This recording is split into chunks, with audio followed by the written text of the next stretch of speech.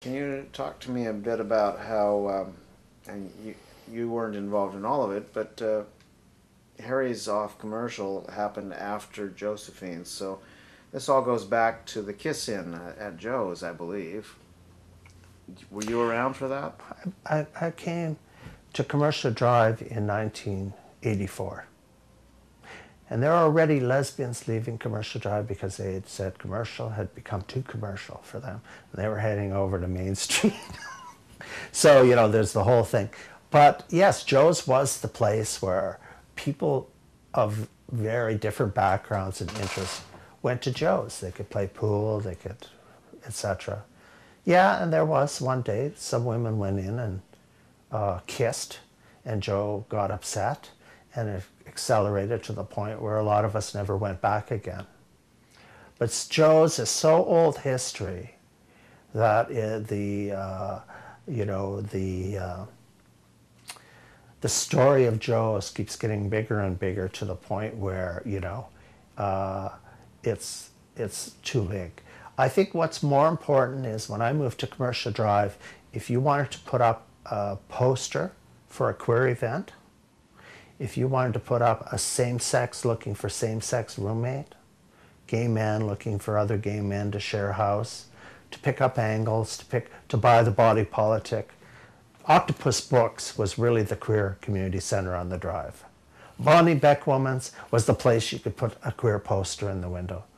Co-op Foods. But there were very few places on Commercial Drive. You just couldn't, like now, put a poster up every business. There wasn't a rainbow flag.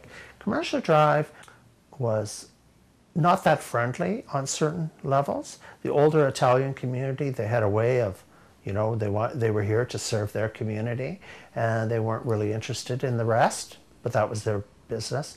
But there was no queer place. I remember some queer women wanted to have a meeting once a month, a queer women's get-together at Britannia Community Center. And the board wouldn't rent them a room because that was not their interest. When was that? Well, when I'd moved there in the early 80s. And then there was a guy named Doug Sue who became a Chinese-Canadian man, heterosexual, who became the director of Community Center, and that's when he opened the doors and started inviting groups in. And that's when, people don't know his name, but that's when we got the first queer drop-in center for youth that was actually funded, not from outside, but was funded through the board's budget. So the very first queer funded by a community center, by their budget, as opposed to getting a grant. I know there were other ones. And this is still in the mid-'80s? Yeah, and it was Doug Sue who started that. Good for him. So if queer mothers wanted to get together, whatever.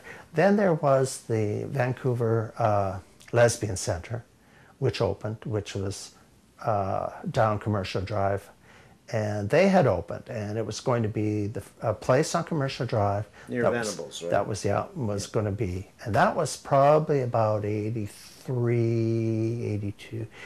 It was going to be a women's only space. They had a library, they had a phone, where you could call in. They had discussion groups. And one of the things that they had done in their constitution was write women born women. And at that point, it worked somehow. But years later, there became the whole question about, what do you mean women born women? What about trans women? And the community center functioned on a certain level. The people who had originated, it was their dream. This was their dream that they had spent, like maybe Saturday night at home. They dreamt, I would like to go to a women's only space, lesbian, where you could be opening lesbian without beer being served, without outside the bar scene. So their prototype was their dream. And then other people, of course, especially younger dykes, would come in, and they started questioning that. So that became quite a big, long, drawn-out discussion. A lot of accusations, a lot of hurt feelings, etc. And but it was good in that it really questioned the queer community about sexuality, about the fluidity of it, about what is gender, and then what happened is after the Joe's thing happened, Pat Hogan. Hogan, who had been known in the community for doing events, women's event. She'd do annual Christmas crafts there. She would promote concerts and stuff. She opened up a place at 1716 Charles. Problem with that is it wasn't open regularly enough, so you never knew when it was open. Sometimes she'd have a concert, sometimes she'd have stuff she was selling, there'd be food, but it wasn't consistent enough, so eventually it closed. But it was called Josephine's? Josephine's. Yes. And I think part of the problem was it was a takeoff on Joe's. Mm-hmm. It was going to be a women's. So then what happened is because I lived in the building, I took up the lease. My friend of mine, Jeff Chiasson, together we started Harry's. So what we thought was, well, let's put the flags out. So we put out 10 flagpoles, 10 rainbow flags. Let's really go gay here. And we had lots and lots of things. We were open a total of 6 years. A lot of organizations that wanted to put on events, but they didn't have the money to go rent a hall or whatever. We sold tickets to events. We never ever sold. We never took commission. We donated a lot of food, a lot of money to different organizations and stuff. We didn't have a liquor license, so that was problematic. And also we had a lot of problems with the city about zoning, how many seats you could have, etc. But we sold it. We didn't lose money, but it was endless work. But of all the things about Harry's is see people driving down the street and all of a sudden their car screeched to a halt because they saw 10 rainbow flags flying out front. We were really the first, hey, we're gay on the drive, like loud. And we only had one rock thrown through our window in the 6 years. And that was because we had all our CDs and our CD player out on the wall, and they came in and installed that. But, it was a lot of work. But as happened, as groups became more popular and they could fill a hall or fill a theater, they started moving to do bigger venues.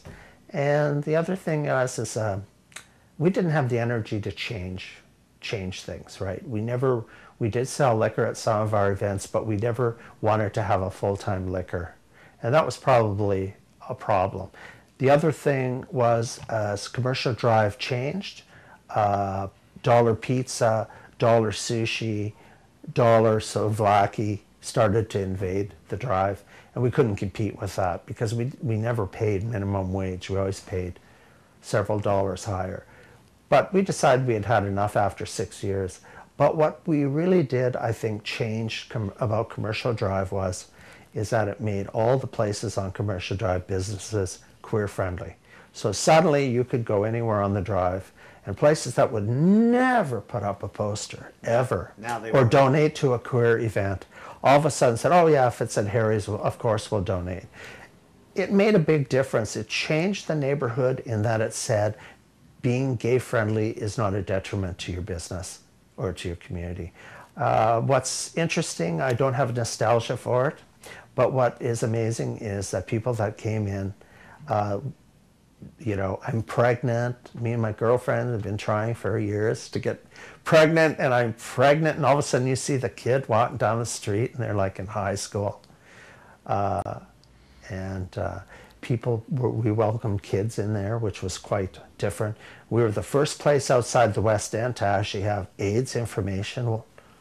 We had lots. The whole back wall was posters galore where you could put posters up. We never allowed posters on our front windows. We wanted people to see in and see out.